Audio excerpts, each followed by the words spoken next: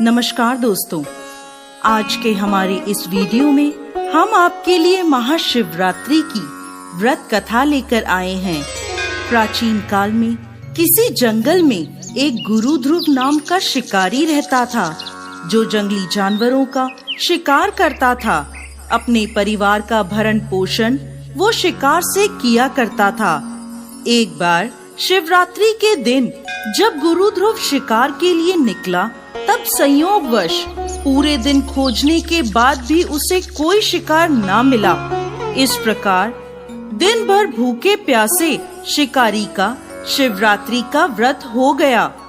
उसके बच्चे, पत्नी एवं माता पिता को भूखा रहना पड़ेगा, इस बात से वो चिंतित था। सूर्यास्त होने पर वो एक जलाशय के समीप गया और वहाँ एक घाट के किनारे पेड़ पर थोड़ा सा पीने के लिए पानी लेकर चढ़ गया, क्योंकि उसे पूरी उम्मीद थी कि कोई ना कोई जानवर अपनी प्यास बुझाने के लिए वहाँ जरूर आएगा। वो पेड़ बील पत्र का था और उस पेड़ के नीचे एक शिवलिंग भी था, जो सूखे बेलपत्र से ढका होने के कारण दिखाई नहीं दे रहा था। रात का पहला पहर बीतने से पहले एक हिरनी वहाँ पानी पीने के लिए आई। उसे देखते ही शिकारी ने अपने धनुष पर बाण साधा। ऐसा करने से उसके हाथ के धक्के से कुछ पत्ते और जल की कुछ बूंदें नीचे शिवलिंग पर गिर गईं और अनजाने में शिकारी के पहले पहर की पूजा हो गई। पत्तों की आवाज से हिरनी ने जब ऊपर देखा तो भयभीत होकर शिकारी से कांपते हुए स्वर में बोली, मुझे मत मारो। शिकारी ने कहा, मैं और मेरा परिवार भूखा है, इसलिए तुम्हें नहीं छोड़ सकता।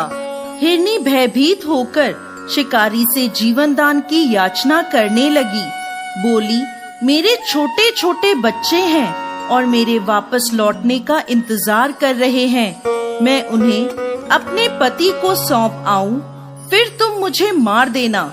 मुझे बस इतना समय दे दो। झूठ नहीं बोल रही, तुम मुझ पर विश्वास करो। मैं शीघ्र ही लौट आऊंगी। अगर मैं लौट कर ना आऊं तो मुझे वो पाप लगे जो विश्वासघाती और शिवद्रोही को लगता है।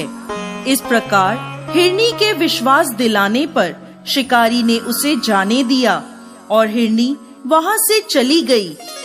कुछ देर बाद शिकारी ने देखा कि एक मोटा ताजा हिरण जल पीने वहाँ आया है।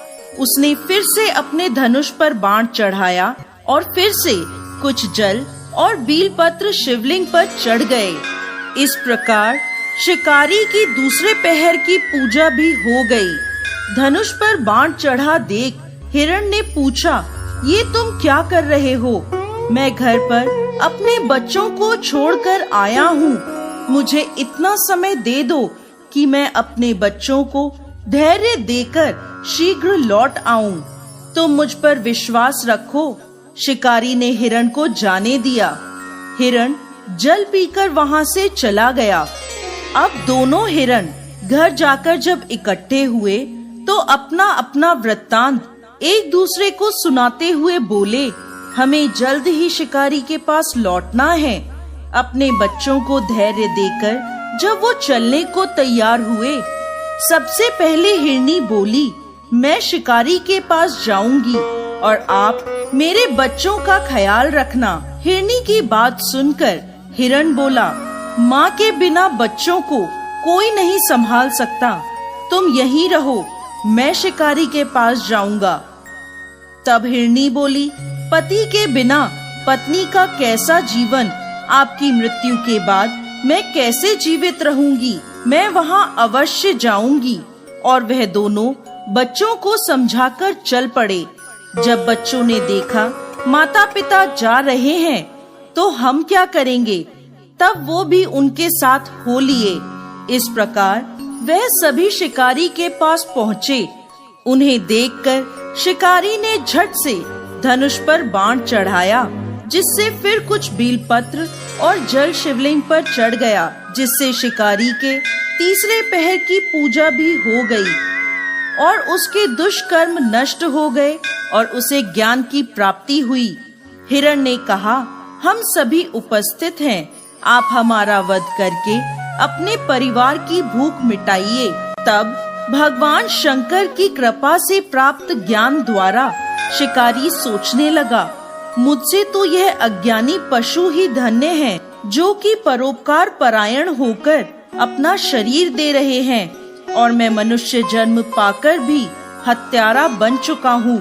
ये सोचकर शिकारी बोला, तुम सभी धन्य हो, तुम्हारा जीवन सफल है। जाओ, मैं तुम्हें नहीं मारता, तुम निर्भय होकर यहाँ से जाओ। शिकारी के ऐसा कहते ही स्वयं भोलेनाथ वहाँ प्रकट हुए और बोले, मैं तुमसे प्रसन्न हूँ, मन चाहा वर मांगो। ये सुनकर शिकारी भगवान के चरणों में गिर पड़ा। आंखों से आंसू बहने लगे।